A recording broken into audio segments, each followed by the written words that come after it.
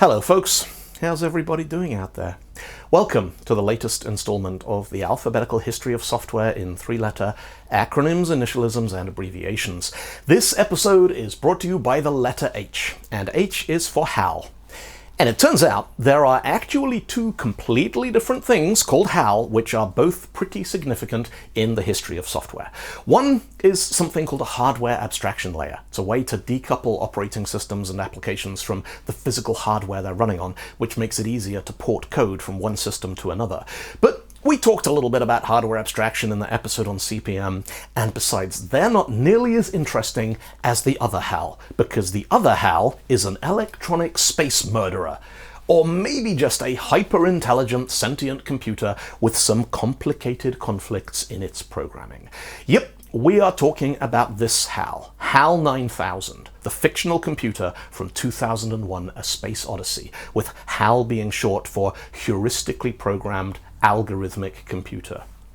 It might seem a little odd to have an episode of what's nominally a history series that's all about fiction, but one of the strangest and most wonderful things about working in technology is that the boundary between science fiction and reality is permeable.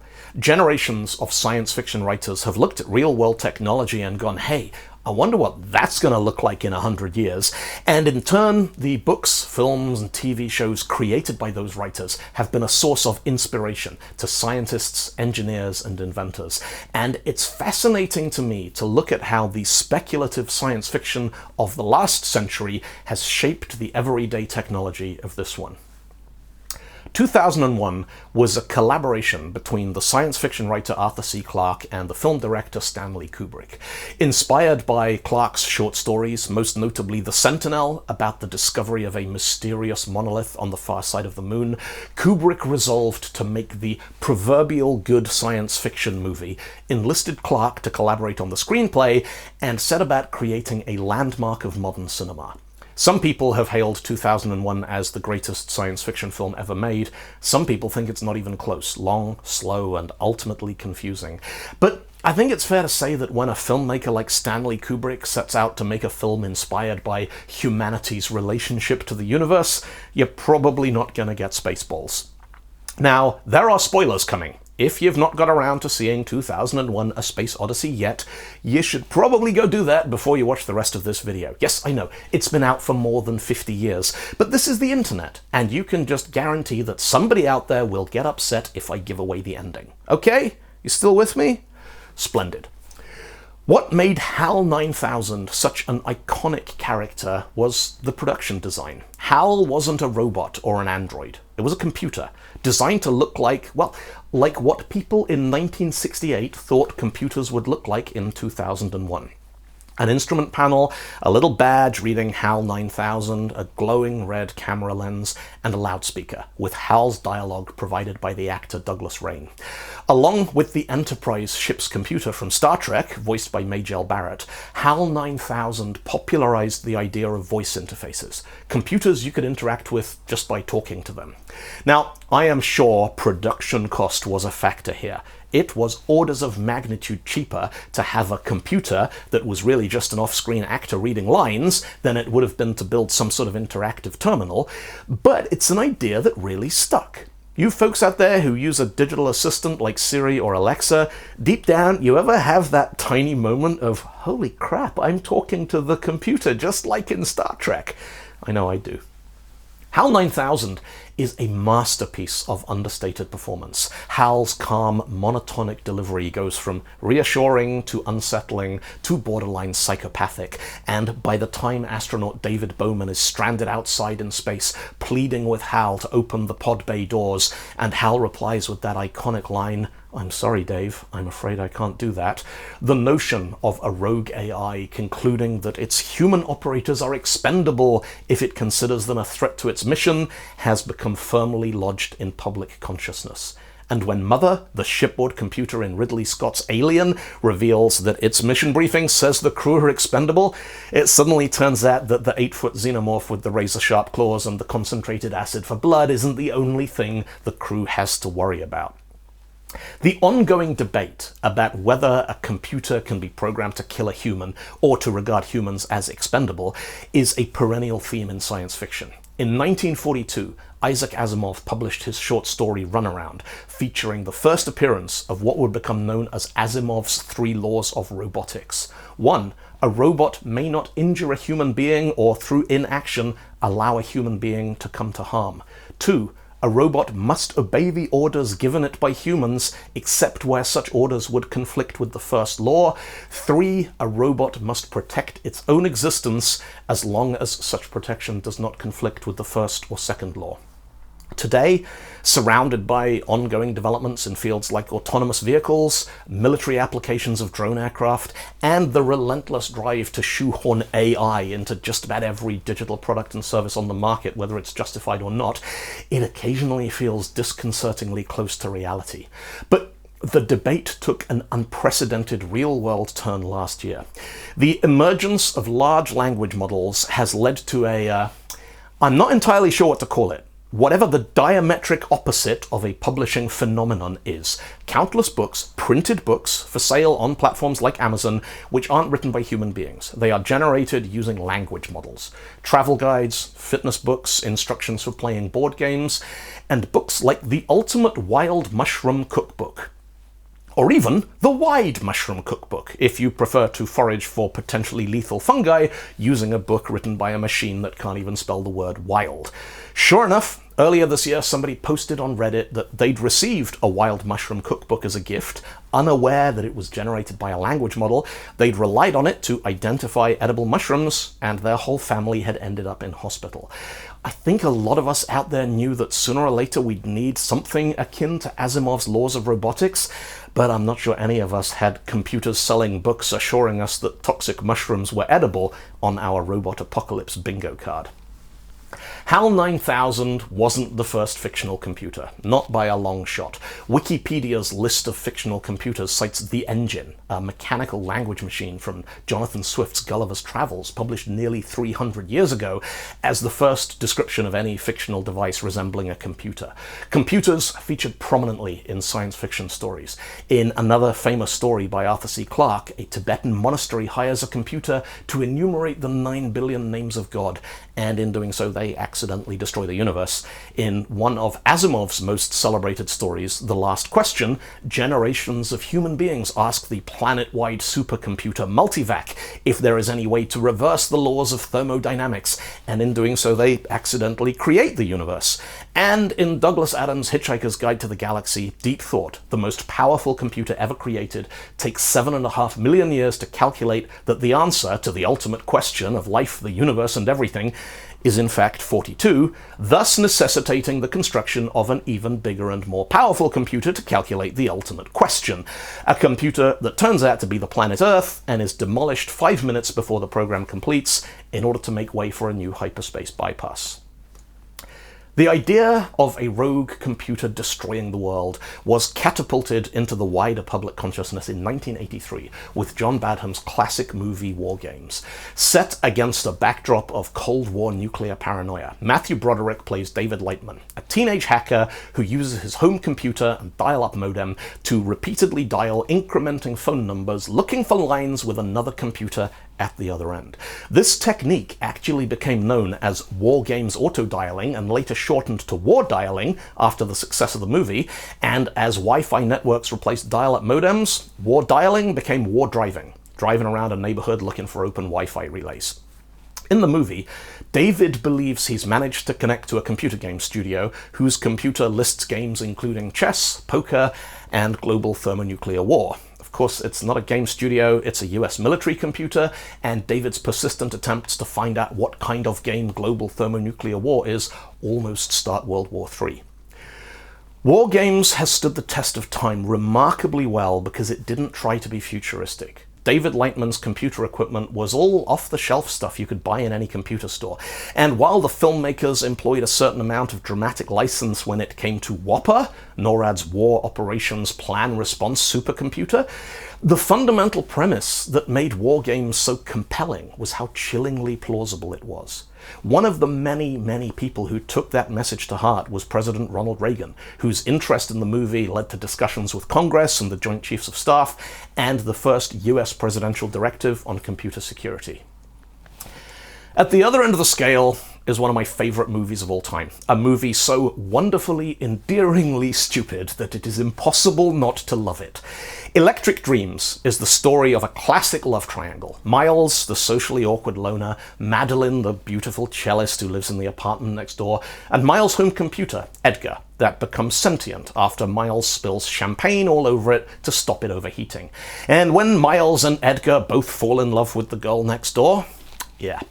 It's not exactly 2001: A Space Odyssey, but it's got heart. It's laugh-out-loud funny, and it has one of the best movie soundtracks ever recorded. The Duel, a duet for cello and synthesizer written for the movie by Giorgio Moroder, is a landmark in the history of electronic music, and Moroder's collaboration with Philip Oakey, together in Electric Dreams, that'll be my karaoke go-to until somebody writes a better song. And let's face it, that's not going to happen.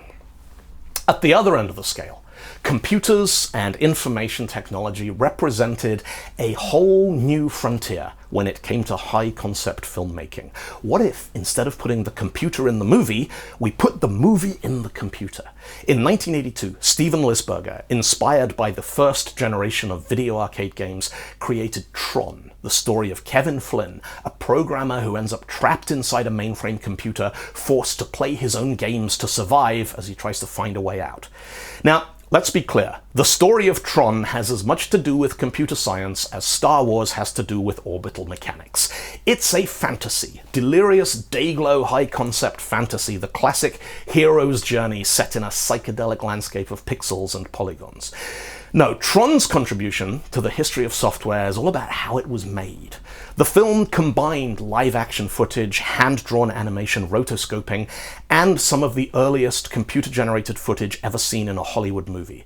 The visuals were created on a one-of-a-kind computer called the Super Funli F1, built around a heavily overclocked PDP-10 mini-computer. Scenes like the light cycle race and the solar sailor took 6 hours to render a single frame, and with no way to print the computer's output onto film, they were captured by putting the movie camera in front of the computer screen, exposing a single frame, and then kicking off the 6-hour render for the next one. Tron still looks fantastic 40 years later, but unbelievably, it didn't win the Oscar for Best Visual Effects. The Academy considered that using computers to create visual effects was cheating and refused to allow the film to be nominated. The idea of being inside the computer, of interacting with a fully immersive digital environment, is another idea from fiction that has inspired countless real-world projects. But unlike some of the ideas we've talked about, it's one that has consistently failed to gain traction. I remember watching a TV show about virtual reality in the early 1990s, showing off the Virtuality headset and space joystick controller. I remember playing with the virtual reality modeling language, Vermal, in the mid-90s, getting prepared for the moment any day now when cheap immersive headsets would be mainstream, and instead of browsing the web, we'd all be hanging out together in virtual 3D chat rooms. Didn't happen. 3D movies have come and mostly gone. 3D television never really caught on. In 2013, John Carmack, the programmer who created Doom and Quake, left id Software to become the CTO of Oculus, which had recently been acquired by Facebook. Carmack is probably the best 3D graphics programmer in history. Oculus in 2013 was producing some truly remarkable devices, and Facebook had billions of dollars in cash, not to mention a social media platform that pretty much everybody you know was already signed up to. That combination of talent, hardware, and funding was probably the best chance anybody's had so far at creating a genuinely viable virtual world like Neal Stephenson's metaverse. And despite Facebook doubling down so hard on the idea that they changed the company name to Meta, and a global pandemic that created an absolutely unprecedented interest in remote telepresence and virtual interaction technology, it still failed. Facebook's still a website and a mobile phone app.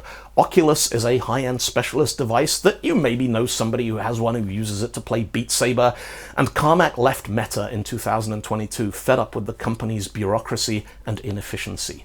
He said in a parting memo that, "I am wearied of the fight and have my own startup to run, but the fight is still winnable. VR can bring value to most of the people in the world."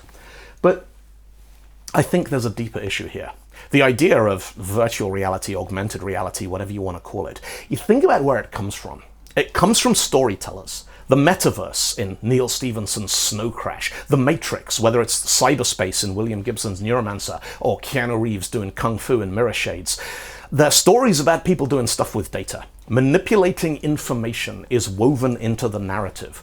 But when people manipulate information in real life, it looks dull. Unbelievably dull. It's people sat at desks looking at screens and typing on keyboards, or maybe standing there staring at their phones.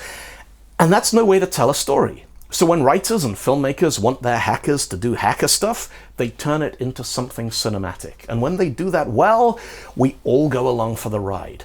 But when we're back in the real world and we got stuff to do, dull is good. Dull is fast. When Neil Stephenson describes hero protagonist racing his digital motorcycle through the metaverse, yeah, it sounds awesome.